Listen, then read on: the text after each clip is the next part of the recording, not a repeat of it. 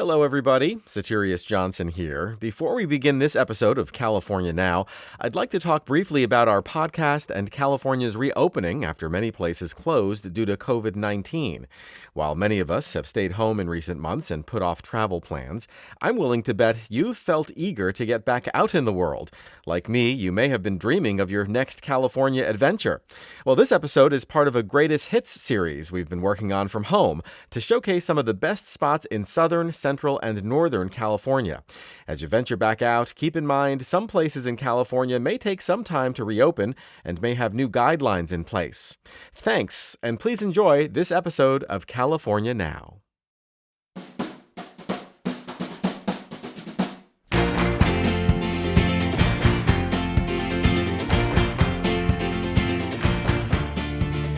Welcome to a special edition of California Now, a podcast produced by Visit California.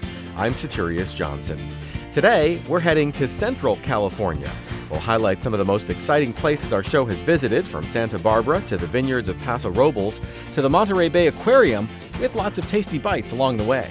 That Julia Child thought this taco stand was one of the greatest restaurants in America tells you something, okay? Because when we envision Julia Child, we don't necessarily envision her at a taco stand on Milpas Street in Santa Barbara. We'll also check out California's cowboy culture at John Varian's V6 Ranch. We're on the mountain range that separates the coast from the Central Valley, and so we camp right on top of that mountain. And you pitch your own bedroll or your own tent and sleep out under the stars. And we'll take a drive up Highway 99 with stops in Bakersfield and Fresno. That's all coming up on California Now.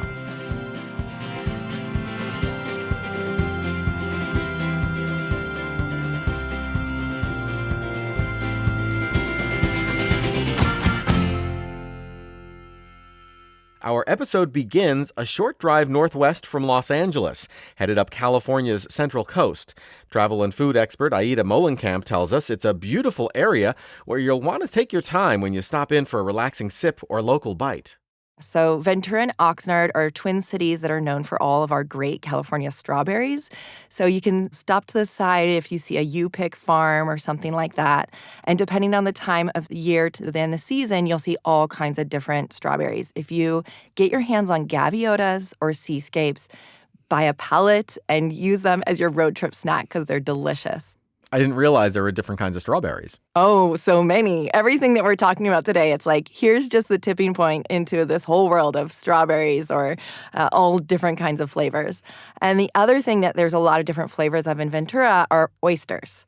So if you are there on the weekend, then you absolutely must stop at the Jolly Oyster, which is a truck in the San Buenaventura State Beach Park. So I'm talking oceanfront with like the breeze going through your hair, and there's a little food truck, and they are serving up kumamotos and sea urchin, and they have a beet mignonette. I don't know who came up with that idea, but it is genius.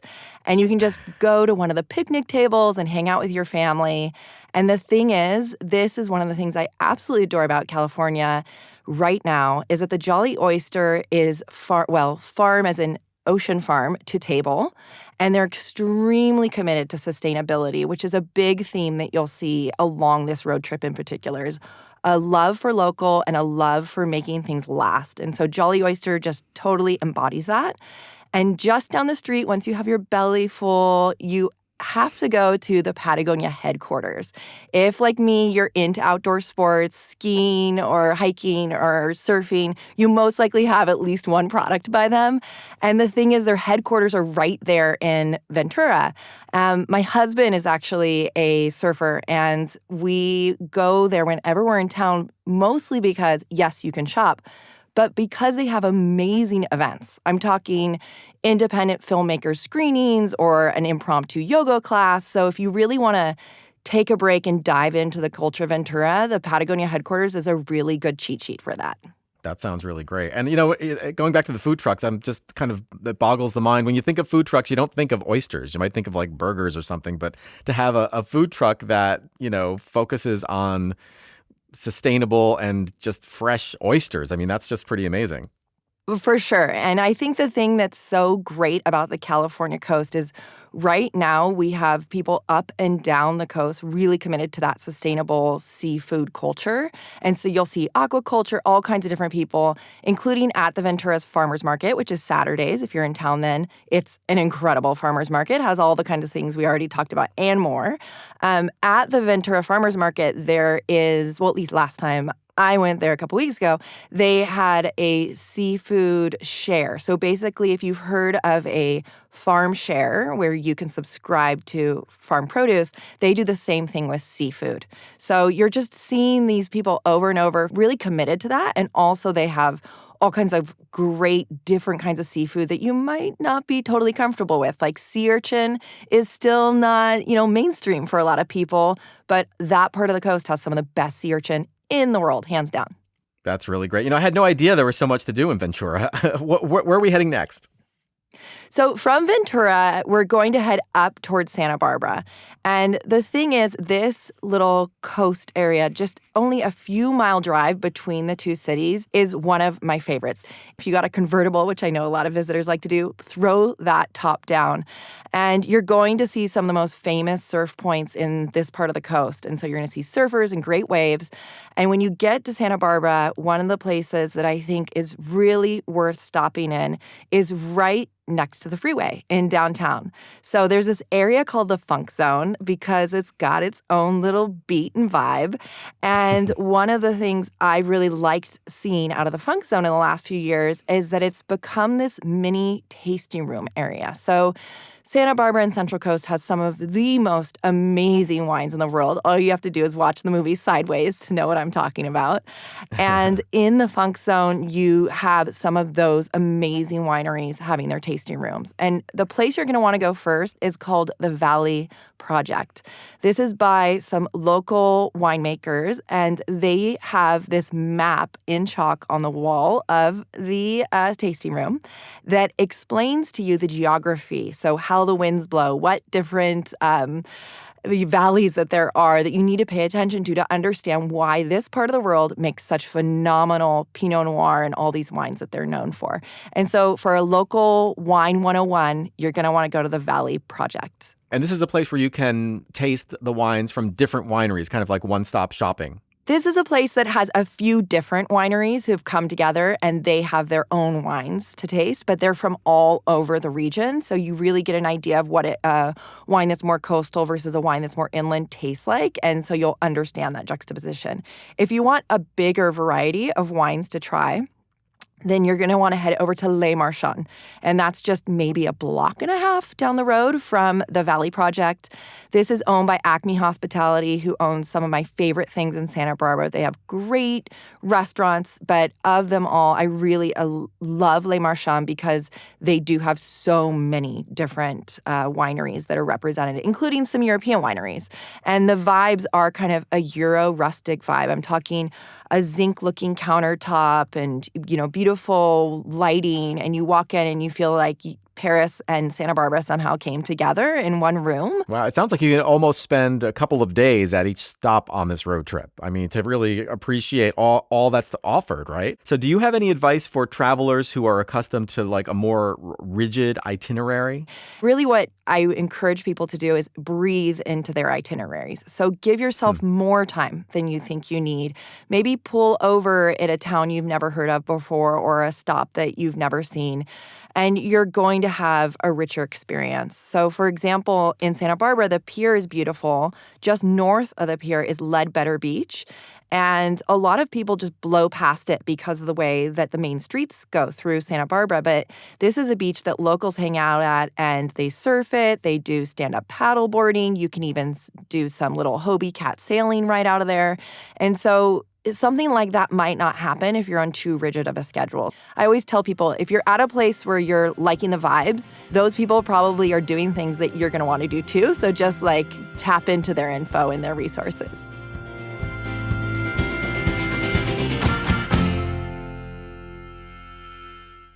Esquire Food and Drinks editor Jeff Gordonier knows a thing or two about culinary road trips. He curated a feature on them for the 2020 California Visitor's Guide. I interviewed him about some of his favorite places to eat in Santa Barbara, as well as his road trip travel book, Hungry, Eating, Road Tripping, and Risking It All with the Greatest Chef in the World. So the book is about how this guy, Rene Redzepi, reached out to me. And that led, weirdly, to 4 years of traveling around the world together. So the book is about our travels together, but it's really kind of a study of creativity and risk and reinvention, that point in your life when you decide to change things up, which I was doing and which Rene was doing as well. And kind of it's just about the art of the road trip, in that way it dovetails very well with the look we're taking at California here, because there's probably no phrase in the English language that's more of an incantation for me than road trip.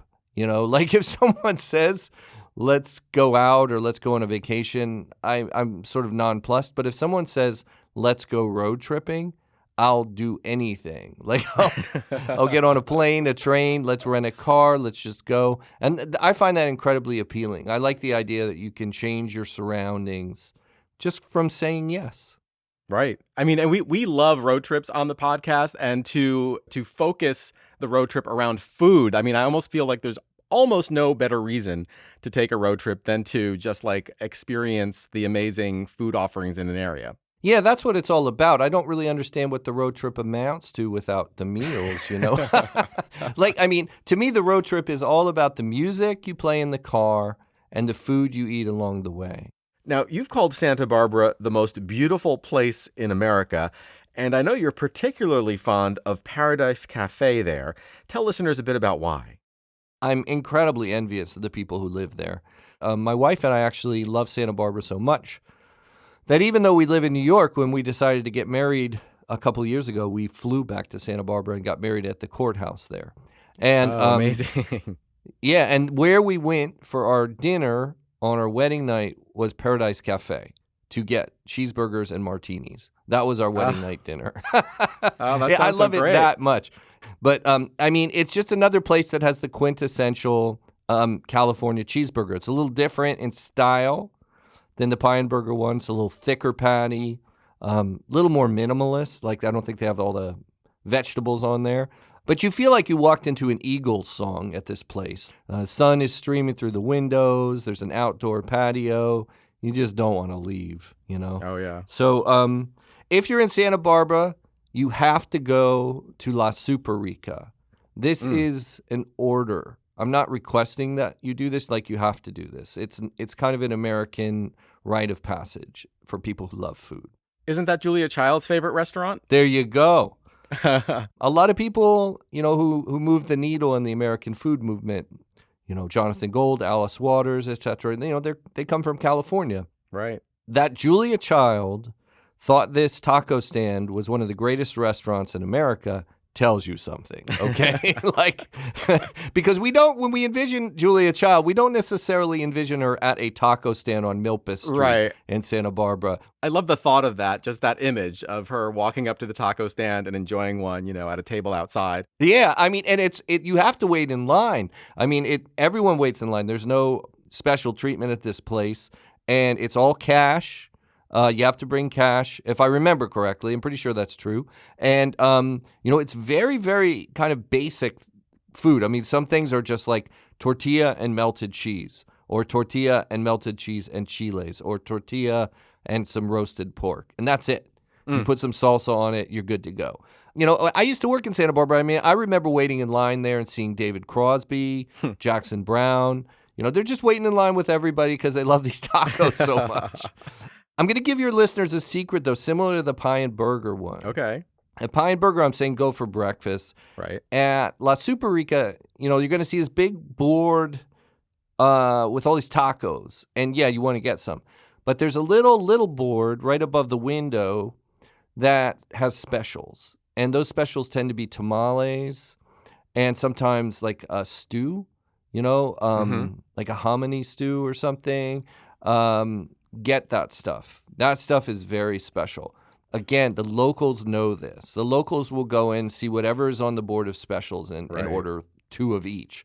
I'll tell you, last time I was there, I flew in to Burbank, which is my little secret maneuver. I like to fly to Burbank or Long Beach. And I rented a car and drove straight up to La Superica in Santa Barbara. Like, that's how much I needed it.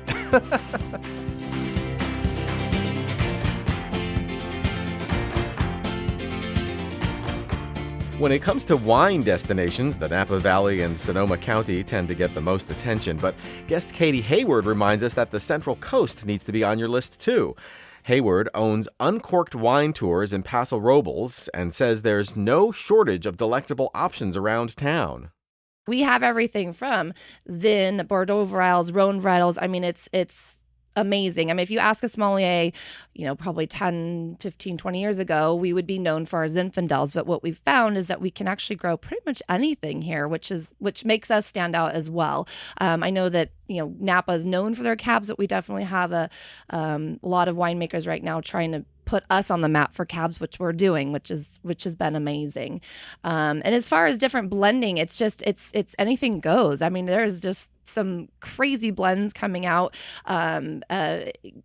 It's really anything. I mean, we have GSM was a big thing, 5-6 years ago, and now they're doing like ZSNMs, which is like, Zinfandel Syrah Mourvedre, where GSM was Grenache Syrah Mourvedre. So they're just constantly experimenting, and there's some just crazy blends that you're just like, this is awesome. So it's really whatever they want to do, they can kind of make happen, which is fun. Yeah, that sounds like it. And I know that you created customized itineraries for wine lovers. So let's do that right now.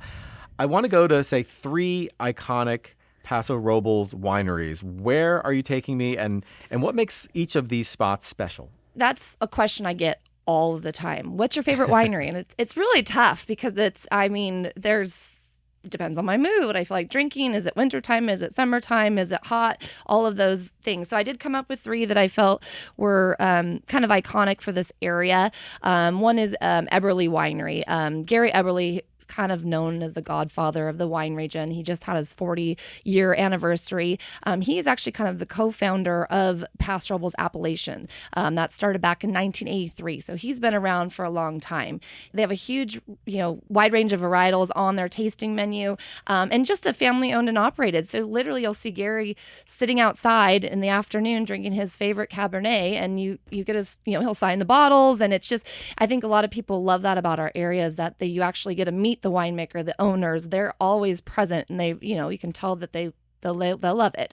Another one that I send a lot of people to is Janelle Ducey, J. Ducey Wines. Janelle's family started growing grapes in our region back in the 1920s. So they were always big grape growers. A lot of the wines that you do find in our area actually have Ducey grapes in them. You go in there, my groups just love it. This is Paso. This is awesome. So that's definitely one of our favorites. And then also Dow Vineyards. They have one of the most beautiful views as far as a wine tasting room goes. The Dow brothers started their winery about 10 years ago. We've always been big advocates. They've helped the region a lot. They promote our area so much, and they've kind of changed the way things are going as well, and in a good way. They definitely have a class and a style up there, and if you just want to go and have lunch or buy a bottle and enjoy the view, I mean, again, that view is phenomenal, and we're really happy to have them here and helping with our brands for sure. Yeah, it sounds really great. It sounds like, they're producing really great wines, and they are like smaller scale wineries. So it's a much more intimate experience where you actually can meet the owners and the winemakers themselves, just like, so it just sounds really amazing. Yes, it's pretty awesome. And like I said, 9 times out of 10, you'll have the winemaker behind the bar pouring, and they're so enthusiastic and passionate, obviously, about what they do. Okay, well, you totally crushed the wine question, but I know there's more to Paso than just wine, right? So where else do you take visitors? Yeah, so the beer scene has definitely been booming. Firestone Brew is pretty well known, and they're expanding in the U.S. like crazy right now. So they've actually got a whole campus, almost like Google, that they have. Barrel House Brew, they always have bands playing, food trucks. That's a great way to end. So a lot of breweries. I think we have probably 12 to 15 that are around here now. We also have several olive oil producers. So that's really kind of a fun thing, especially for people that aren't wine drinkers. You can do an olive oil tasting, right? Yeah, olive oil tasting is really fun. It's a good way to break up your day as well. So, so that's a fun thing to do. And then there's also distilleries. And Alex Villicana, he was kind of the first to jump on this bandwagon and start the whole distillery process. But the free run juice that was just basically going down the drain, he started capturing that and bought a still and started making spirits, and everyone's like, well, that's a good idea. So now I think there's 10 distilleries. So that's really fun. So people that don't like wine, don't like beer, they can actually come and taste spirits. So they have cucumber vodka, limoncello. I mean, several different things they're experimenting with. Some are putting them in barrels and making a whiskey type situation. It's just fantastic. That sounds great. And let's talk about the downtown of Paso Robles. It's a very walkable downtown, isn't it? Yes, it's definitely very walkable. I typically recommend, especially for first timers, staying downtown, because you can just, after a wine tour or after you go out in the country, you can come downtown. I mean, it's amazing just in our just the downtown alone, how many amazing restaurants there are, farm to table, Italian. I mean, everything's very fresh and yummy. They've got tasting rooms downtown. So if you didn't want to hire a driver, you could literally just walk around downtown all day and taste downtown. Really cute boutique shops and pretty much any, it could be a good day.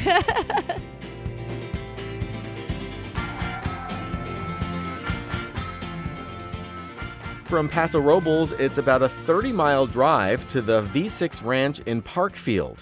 As owner John Varian will tell you, it's the place to go if you've ever dreamed of getting out on a horse, sleeping under the stars, and trying your hand at cattle wrangling. We're so blessed where our ranch is here in Parkfield on the Central Coast here. It's oak woodlands, open grasslands, and it's just as beautiful as anywhere you'll be. On the top of the ranch, if you look to the east, you see the Sierras, and you look to the west, you see the Coast Range, and you're basically looking across California. It's so near everything, and yet we're in the town of Parkfield, which is population 18, and at nighttime you won't see a single light other than the moonlight or the stars. Well, I mean, your tagline for the ranch is the cowboy side of California. What exactly does that mean? Well, California, just because it's sheer number of people and everything, a lot of people have forgotten that this is really where cowboys started. The Spanish were really the first cowboys, and all through California here, the Spanish land grants, the ranchos and everything, that's where the cowboy attire, the training of horses really started really close to here on the Central Coast. Santa Barbara, really the center of it. And, it's just because of the cities and there's so much going on in this state, everyone seems to forget that there still is a huge amount of open land and cowboys that do it very similar to the way they did it, 100 years ago. So now, where exactly are you located? You're in a town called Parkfield, California. Where is that? Yeah, Parkfield is on the Central Coast, just exactly midway between Los Angeles and San Francisco, near the town of Paso Robles, which is known for its wine. All right, so let's say I've signed up for one of your cattle drives. When do I show up? What happens when I first arrive? Kind of walk us through it. So most all of our rides are a little different format than a typical dude ranch. We are Thursday through Sunday for most of our rides, and that is perfect amount of time considering when you're here, it's a lot of time in the saddle. We are very horse orientated. If you came for the pool and this and that, that's definitely, we have all those things, but that's a sideline. And so when you get here, you get let's say on our cattle drives, we actually go to the back half of the ranch to gather. So we put all your gear in a trailer, we haul it all up, and you go up and you pitch your own bedroll or your own tent and sleep out under the stars for the 3 nights that you're there. And that sounds pretty cool. yeah, and so you get to we're on the mountain range that separates the coast from the Central Valley, and so we camp right on top of that mountain, and you're out with each day. You put a lunch together first thing in the morning at breakfast, and you go out with a wrangler, and you're out all day long gathering cattle and combining them all up into one area, and then the last day on Sunday we drive them to the other parts of the ranch where we need to move to. And so this work that you're doing, guiding and corralling and everything, that's something that you would be doing normally, and you're just letting people tag along and help out, or are you actually creating the experience for people to be able to do it?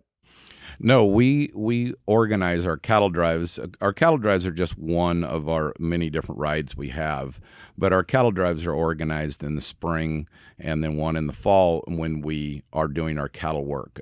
We have what's called our stocker operation, which is we buy cattle after they've been weaned, and we raise them up into bigger cattle, and then we sell them. And so there's a lot going on in the springtime.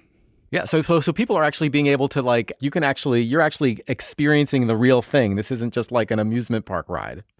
No, we're doing it whether you're there or not, and depending on the people and the cattle, sometimes you get more done than other times. But it's exactly that. You're doing exactly what we would be doing if the guests weren't there.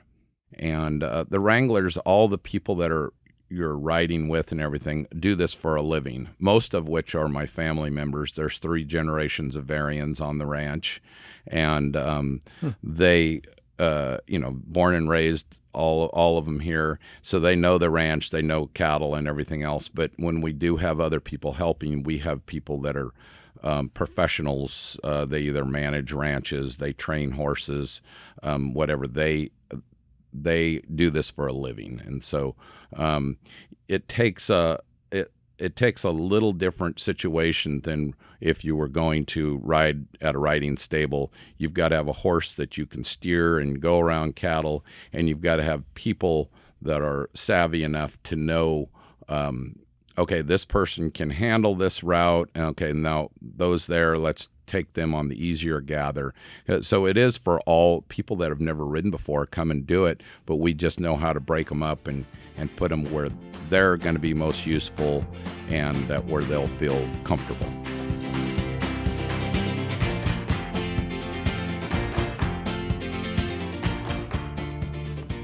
The Monterey Bay Aquarium is a world-class attraction and a great place to see all sorts of marine life, from sharks to sea otters to penguins. The aquarium's Allison Sergel tells us if she had just one word to sum up the feeling guests can expect when they first walk in, it would be awe. Basically, our exhibits are letting you get up real close and personal with what's below the surface, which is something that a lot of us don't have as many opportunities to interact with. Typically, when we think about the ocean, maybe the mental image that comes to mind is like the surface of the ocean, maybe just like a vast blue empty expanse. But what's below the surface is what's really exciting. So in the Monterey Bay Aquarium, you have opportunities through our exhibits to really start to understand the different habitats that are out there in the ocean and the amazing interconnections of life in those habitats and how we're a part of that too. It's just a really cool experience. Well, let's talk a little bit more about, what some of the exhibits are that inspire you or that make inspiring other people easy. So one of the premier exhibits at the aquarium that I think is one of the ones that kind of pops up first in mind when you think about the Monterey Bay Aquarium is our kelp forest exhibit. That's one of the first exhibits you're likely to see if you kind of come in through the main entrance area and then make a left into our Ocean's Edge area. And just the experience of standing in front of that exhibit. We actually have benches set up in front of that exhibit so that people can just sit there for as long as they want. And it's really it's kind of almost spiritual. And it's one of those exhibits that the longer you look at it, the more you find in there. And you can start to see that it really is a community and there's different animals that live in different neighborhoods within that exhibit. So like if you're looking at the very top of that exhibit, there's these beautiful small orange kelp perch that are just kind of hiding in among the blades of the kelp at the very top. And then you have things like sea stars and wolf eels hiding among the rocks at the bottom.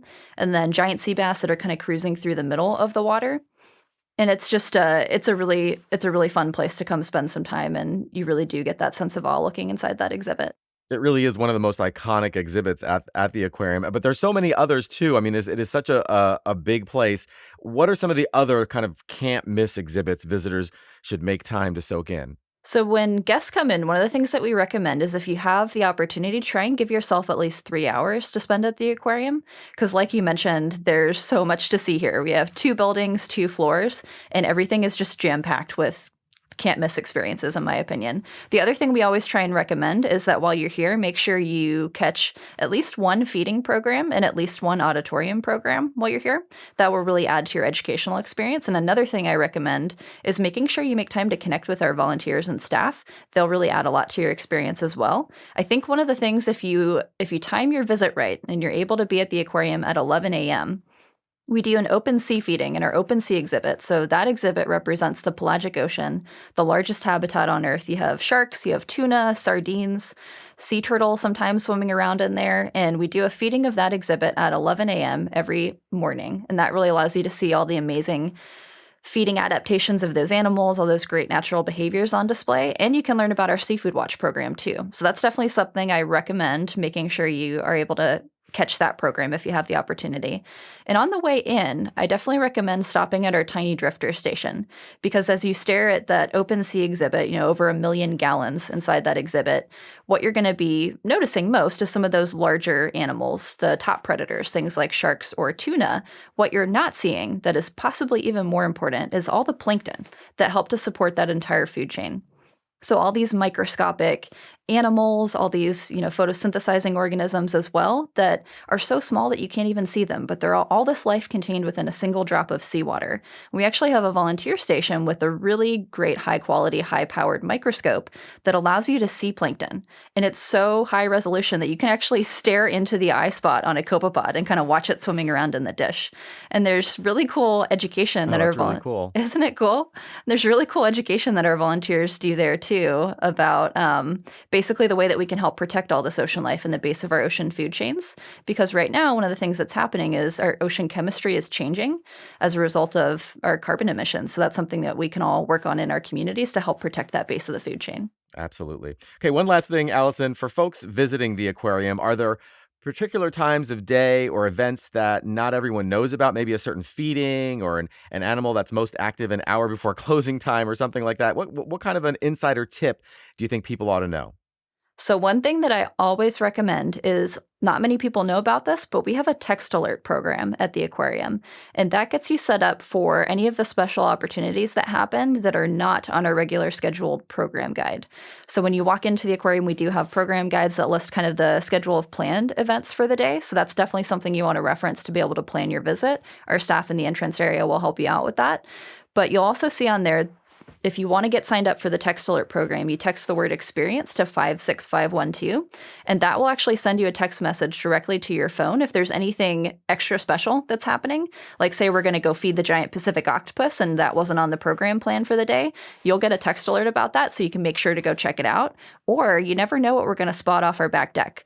This time of year, we start to get our gray whales migrating through, and we'll send text alerts about really cool wildlife off the back deck too. So that's definitely a value add for your experience. That's a really great idea, especially if things are happening in real time, right? You have animals, you have things happening, you're in the wild, you have the ocean. So that's a really great idea to let people know, hey, this unexpected thing is happening right now. You can be in on it. That is an excellent idea. Yeah, whenever I come to the aquarium to visit just as a guest, I definitely make sure that I sign up for that because you get to see some really cool things that you totally would have missed otherwise.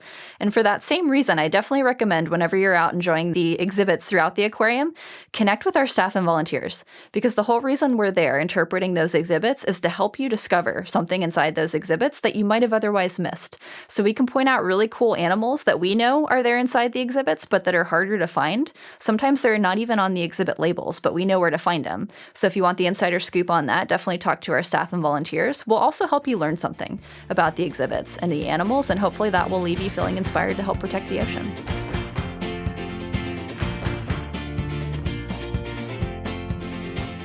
Our Central California highlight reel wouldn't be complete without a drive through the Central Valley. Along the way up Highway 99, you might stop in Fresno, home of the one-of-a-kind Forestiere Underground Gardens, which you'll hear more about shortly. I started my Highway 99 road trip in Bakersfield, where I visited Buck Owens Crystal Palace to learn about what country music fans know as the Bakersfield Sound.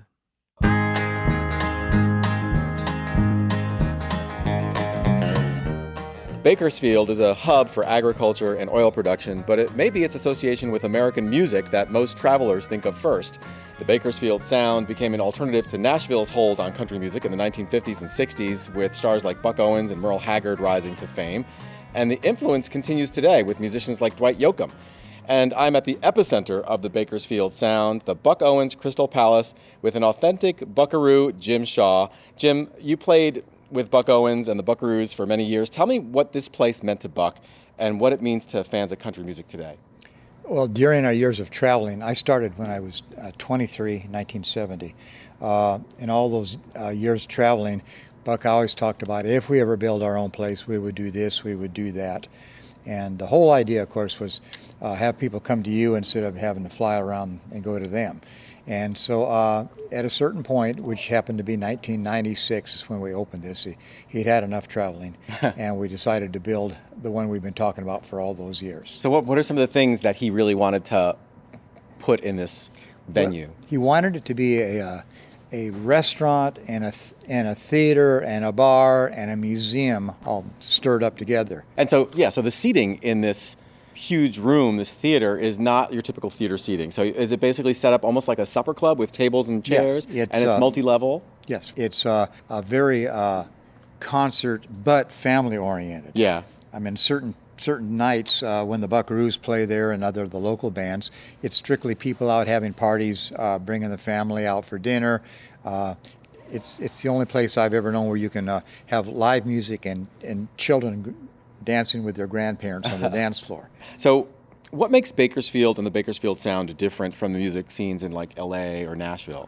When people ask me what the Bakersfield Sound was, it was a very raw, high energy, small group, alternative to Nashville's real syrupy strings, background singers at the time. And I liken it to the shock when the Beatles popped out. Uh-huh. 4 guys, no big production, no overdubbing, just 4 guys playing music. And I think that's kind of what took the country music by storm. From Bakersfield, I drove north to Fresno, where I stopped in at the unique Forestiere Underground Gardens. This otherworldly attraction was the dream of an Italian immigrant who came to Fresno a century ago. I asked tour guide Lauren Nickel and site manager Cami Cipolla how this place came to be and why here. Well, our builder, Baldassare Forestiere, he was a Sicilian immigrant. He came from a little province in Sicily called Folari, and he came out to have that American dream. And he came to Fresno for agriculture. He wanted to have a great farm. He found himself 80 acres here. Got very excited to start farming, but then he realized that summers here in Fresno are really, really hot. 115 degrees on average for Baldassare when he came out here. He was not used to it, so he wanted to find a way to keep cool. He remembered some of his first experiences in America were building subway tunnels in Boston. And he also remembered catacombs and wine cellars in Italy. Underground, it gets a little bit cooler, so he made himself a little cellar room to sleep in and keep cool. And that was the beginning of a dream. He realized that it was just enough cooler to make a difference and that he wanted to share it with the world. So he built himself a little home underground and then started to create what he hoped was going to become a day resort for other guests to come, get out of that heat, enjoy some citrus, and just have a nice time. And so from that one little room that he started with, what did he end up with? That one little room turned into about 22 acres of the 80 that were excavated into courtyards and different rooms and other unique sites. All right, let's check it out. Yeah, you're going to need to watch your head and your step as we walk around. Our founder was not a very tall man. Reports differ. Some places say he was 5'6", others say he's 5'8". I think he was wearing work boots for the 5'8" measurement. I could be wrong. But yeah, so all of our archways are pretty low. We often have to remind our taller tour guests to watch their head and their step as they're walking around. I stoop just a little and walk under an archway made of rough-hewn stones, following Lauren and Cammie down inclines and stairs cut right into the reddish Fresno earth. We're already 10 feet or so below the surface, and the passageway opens up into a room, or series of rooms, really. Some feel like natural caves, but others have skylights letting in the light from above. And everywhere there are planters made of stone containing citrus trees, grapevines, and all kinds of greenery, soaking up the sunshine that filters down from above. The name of the attraction makes perfect sense to me now. I really do feel like I'm in an underground garden. It's strange and wonderful all at once. The lowest point that we'll get to on the tour is about 24 feet underneath the ground. The route that we're able to walk is about 2.5 acres. We sit on 5 acres total, which is a small portion of the original land that our founder Baldassar first purchased. But that's what's protected by our California State Historical Landmark status, number 916. We're very, very proud of that. So did this business idea of his to kind of make this a gathering place for people in the summer heat, did it work out? He never actually charged admission, but we have newspaper articles that are going back to the 20s from Los Angeles, San Francisco, obviously the Fresno area as well. So people were getting very curious about this place, so they would come by and can we just take a look? And come on in. Right. Sit down with me. Let me tell you about my dream. Let me show you what I'm doing.